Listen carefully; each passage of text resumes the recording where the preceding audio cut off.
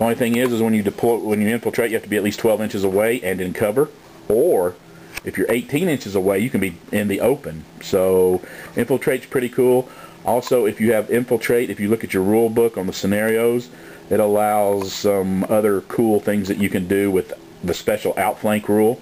We'll get to that later, but basically that allows you to take infiltrators, hold them in reserve, and then they can, depending on what you roll, either come in on the left side or the right side of the board. The next special we're going to talk about is night vision and acute senses. These, I very rarely see these used. I don't know anyone, if it's not given to you for free, I don't know anyone that buys these rules because I don't really see much use for them. What this allows, whoa, that's not too good. What this allows you to do is re-roll how far you can see in a night fighting rule, night fighting scenario. So I guess it could have some limited use, but very rarely do I ever see this used. Preferred enemy is it used to be real popular in the previous editions. It's not nearly as popular as it once was.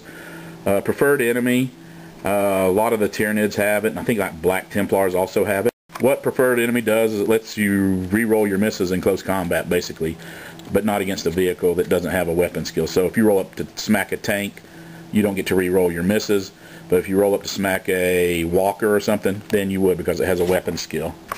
Okay, the next special rule we're going to talk about is Rage. Here's another special rule that's not used too often. The way Rage works is in the movement phase, you have to move as fast as possible towards the closest enemy. In the shooting phase, they can decide whether to shoot or run, but like I said, you always have to move towards the closest enemy. In Assault, you must always consolidate towards the closest enemy also. If a unit with Rage is in a transport or something, you can ignore these rules until they disembark. There's this old orc. Alright, the next special rule we're going to talk about is Relentless. Relentless lets you shoot weapons as if you had stood still. You'll see like Chaos Space Marine Obliterators have this. Not sure who else. But basically with Relentless you get to shoot your weapons as if you hadn't moved. So, oh yeah, Thousand Suns have it. So basically a Thousand Suns guys have a bolter. It's rapid fire. They can move and still shoot 24 inches. That's how that works. With Relentless, you're counted really, even though you moved, as being stationary. So it also allows you with rapid fire weapons, giving the Thousand Sun example again, you could actually assault also. Relentless it's not a real common special rule, but it comes in occasionally.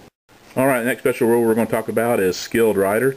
Skilled Rider is basically you get to re-roll the dice on dangerous terrain tests. This is going to be bikers, like whether they're Eldar jet bikes or Chaos Space Marine bikers or Space Marine bikers.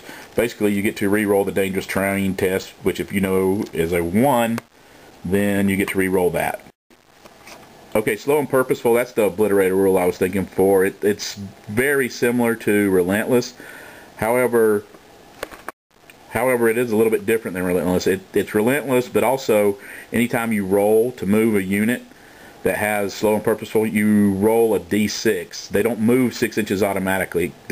So basically it counts like they're moving through difficult terrain the whole time. This is what Obliterators have. Next thing we'll talk about is Stealth. Basically Stealth gives you +1 to your cover save. A lot of snipers have this. So if you've got snipers in the woods, then you know they have a 4+ cover save. Makes it a 3+ with Stealth. Pretty good, pretty hard to dig them guys out. Best way to dig them guys out is with a flamethrower that ignores cover save. Alright, the next thing we're talking about is Stubborn. This one's really good. It came into existence, well it didn't come into existence, but I've used it with my Imperial Guard with a Commissar. Stubborn, whenever you lose combat, you ignore the minus. So if you lost by 5, you would ignore it. You just take a leadership test. And with a Commissar, you get to re-roll your leadership and use his leadership. So you're re-rolling a 9. That guard unit with a Commissar in there, not going anywhere. Alright, next unit we're going to talk about is Swarms. Tyranids have Swarms. Necrons have Swarms. I think that's about it for Swarms.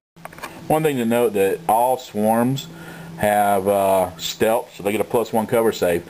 But they're vulnerable to blast damage, which means if they take if a blast damage hits them, they take 2 wounds instead of 1. And I guess we might as well talk about that special rule since I just did, is vulnerable to blast or templates. Basically, like I just said, If you have that, any unsaved wound is doubled. So that's one way of blasting through, eating up swarms, is with any kind of blast weapon. And a blast weapon, of course, is a weapon that uses like the small template or the large template. Alright, one of the last special rules we're going to talk about is tank hunters. Tank hunters was really prevalent in 4th edition, not as prevalent in this edition. Tank hunters basically give you a excuse me, they give you a +1 to your armor penetration roll when you hit a vehicle. So this can really be good at popping those nasty monoliths and or sorry, doesn't work against monoliths, but land raiders. And one thing a lot of people don't realize is that if you have tank hunters and you get shocked by a vehicle, you automatically pass your morale check. So a lot of people don't realize or use that special rule. And then the last special rule we're going to talk about is turbo boosters.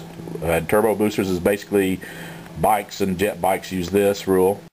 One thing that makes turbo boosters is so badass now is that when you turbo boost, you can go 24 inches. Nothing in the game really moves 24 anymore. Vehicles move flat out, it's 18, and we'll talk about that in an upcoming video. But when you get to move 24, even though you can't shoot, you can really cover a lot of ground on the table. When you turbo boost, you cannot move through difficult terrain, but jet bikes can fly over it. So just keep that in mind. And the cool thing is when you turbo boost, you get a 3+ save. This makes orc bikers really good because their save is only 4+ to start with.